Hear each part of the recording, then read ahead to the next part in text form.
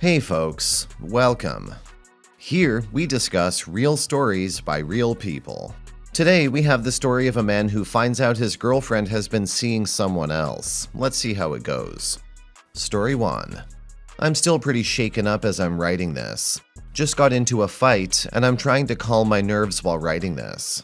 I've been with my girlfriend for 3 years and she's been the best part of my life.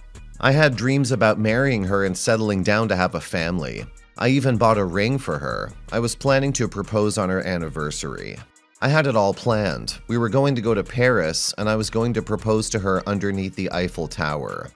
She had said she visited Paris as a kid and always wanted to go back but never had enough money to make the trip. I thought that could have been really nice for her. For the past month, she's been increasingly asking for a child together and how she wants us to speed things up. I agreed with her but didn't want to raise a child until I knew I was financially able to. I make decent money now, but adding a child would be too problematic. I wouldn't be able to take her to nice restaurants on her date nights or give her as many random gifts. I like doing that stuff for her because it makes her happy.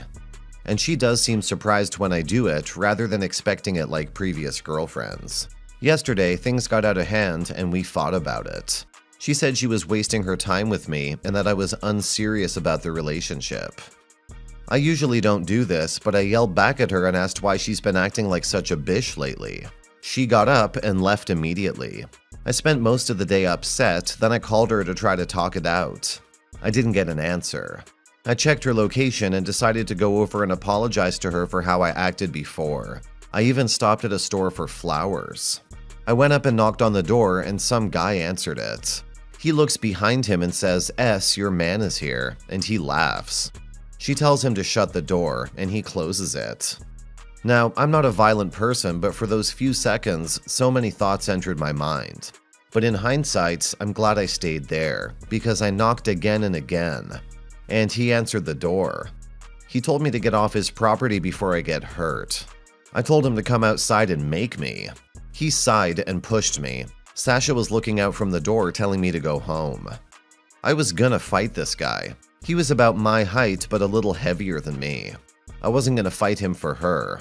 By the way they're acting, they've probably done this before, or he's a white knight trying to be her hero or something. I'm fighting him because he made it personal. You want her, whatever. But he wanted to insult me and belittle me like I'm nothing. Nah, dude. So we're in front of his house on the lawn fighting each other, and I end up getting a punch that knocks him down. When he was fumbling to get up, I looked at her and asked her if she's happy with this guy protecting her. I asked her if this is the man she wanted to be with. He got back up and tried to tackle me, but I shrugged him off. I got back in my car and watched her walk towards him. She didn't even try to help him up. When I got back to my place a few minutes ago, she was trying to call me. For some reason I picked up, and she was yelling at me for hitting her new man, telling me she would press charges. I hung up on her. Then she sent me this long text about how I never cared about her and that I didn't make enough money to support her. I didn't know where this came from, but I'm done with her. Last update. Here's my last update. I got the job. I'm now making double what I used to make if I add commission to it. It scares me to think that if she started that fight a week later, I might be taking her to doctor's visits and buying Pampers. That's a scary thought. I took your advice to heart and got a lawyer who asked her for a prenatal paternity test. She refused and fought her damnedest hard. She doesn't consent, her baby will be hurt, don't I trust her, I'm just trying to shake off my responsibility, etc. When she finally consented to the blood test, the child isn't mine. It probably belongs to that other guy, but he's nowhere to be found. For me, I'm getting ready to move into a bigger apartment that I have been saving for, and I'm doing a whole lot better than a few weeks ago. I'm glad you're free from this relationship, OP, and that you didn't make the mistake of getting married to her. Your ex-girlfriend is wrong for what she did. She tried to give you another man's child, and she essentially cheated on you for God knows how many months. The fact that she continued to call you the father of the baby until you proved her wrong means she just sees you as an ATM. You deserve way better than her, and I hope you find someone better when you go back into the dating world. Story 2. So today, I came back from work and hopped in front of the TV.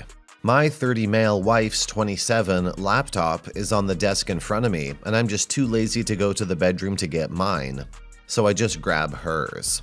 I wanted to check my FB to reply to my cousin's message, but in the inbox, I realized that my wife is still logged in. Lo and behold, there's my wife trying to set up a date for tomorrow night. Fan-effing-tastic. This soldier, let's call him Stan, is 32, and he grew up in the same town as she did, but I think they only vaguely knew each other. So my dear wifey comes home about an hour after me, and she immediately starts talking about the plans for this weekend. Tomorrow night my friends from my hometown want to meet up. Stan, his sister Jessica, and another girl, Sam. I'm not sure if I want to go yet, but it's okay if you don't want to come since they're all from my lame hometown. Then immediately she starts making plans for Saturday and Sunday. I wait for her to finish, and then I say that I absolutely don't mind coming with, especially since I want to meet her friends or friends. She goes on for a little bit about how it's really going to be boring and how I go to sleep pretty early, so I might get grumpy.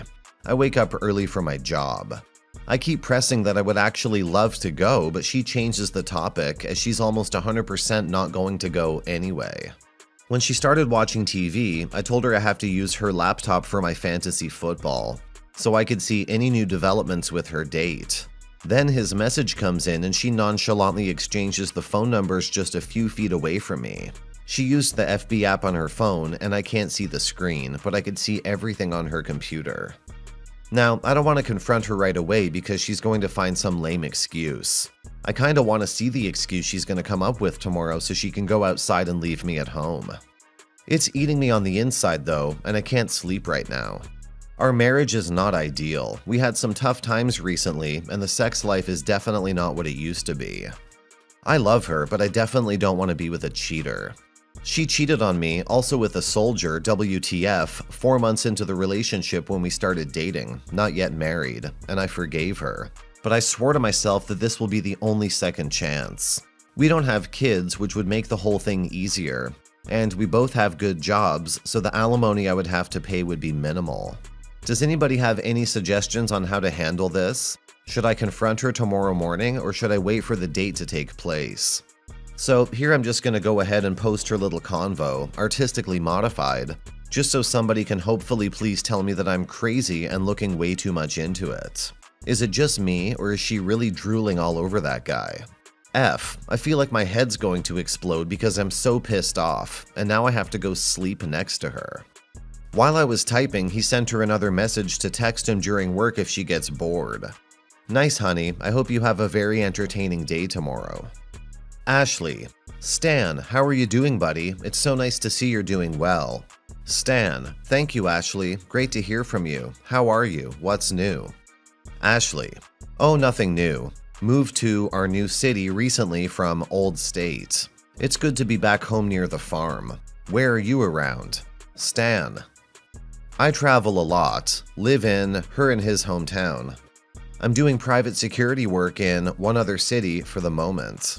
I teach some firearms and law enforcement military as well. Just trying to stay busy. I may go back to the army. It really is great to hear from you. What are you doing now? Ashley.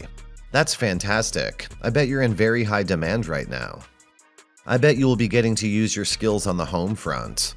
I always regretted not pursuing a life in the military, settled with being her profession. I know you probably hear this often, but the way you've served this country is so incredibly admirable.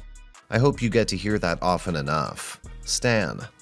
I'm sorry for the delayed response. I want to thank you for the recognition you've given me. Most do not say more than a thank you.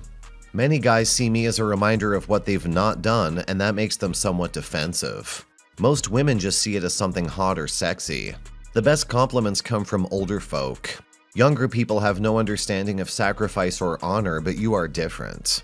You really are intriguing, and you see through and understand people, it seems.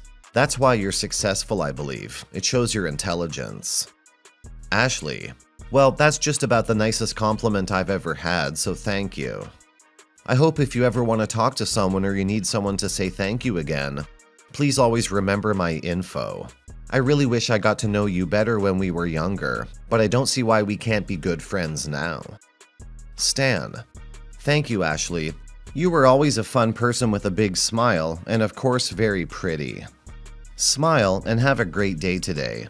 I will be in our new city when this gig is up to see my brother, and maybe we can meet for some drinks and shoot the shit together. Ashley, you have no idea how much I would love that. You better let me know. I'll take it personal. You take care of yourself. Stan, any good bars up that way? I like the certain area. Ashley, yeah, I'm pretty close to certain area. I'm trying to learn the local dive bars though. The more local, the better. Stan, I may know of a couple you might like. I usually just go to the pub a block from my brother so I can walk there and back without driving. Certain Place has a cool spot or two as well. Ashley, certain places are great, I've heard. So, moral of the story, I will defer to your judgment. Stan, that's cool. We just got our contract pulled, so I should be in our city soon. Stan, 9-4. Hey you. Ashley, hey buddy, how the hell are you doing? Stan, doing good, and you? I was thinking about coming up to our city tomorrow. You got plans? Ashley, I do not actually. That would be great. It's been a long week. Stan, awesome. His number. I hope I can make it up there tomorrow night and hang out with you.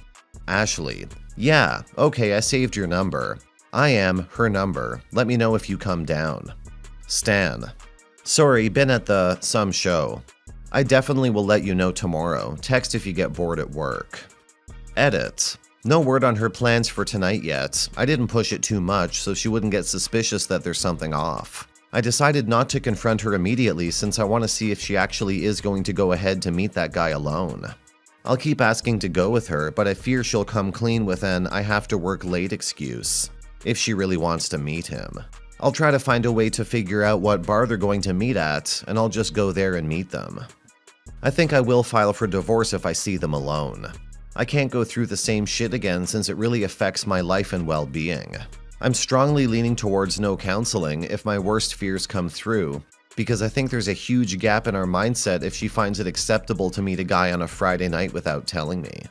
I would never meet a 4-year younger woman that I know from way back, and we're not close friends as is indicated in their messages, on a Friday night in a bar without telling my wife or not inviting her with us. I can't see how she doesn't know that's effed up and how detrimental that can be to our relationship. She's definitely not an idiot to not see this, and if she's willing to risk it, then it just wasn't meant to be. My stomach is revolting from uncertainty, and I slept maybe an hour last night. Damn, I hate this feeling. OP, if I just saw this conversation without the rest of your post, I would assume old friends who used to be pretty close but drifted away. There is a bit of flirting, but that might just be their personalities. It's odd she doesn't specifically mention you, but if you knew she was married and you guys don't hang out much, I can understand if she doesn't mention you specifically. She did tell you she was going to meet a friend, but due to her history of cheating and your rocky marriage, I understand your hesitation. It is suspicious, but not damning.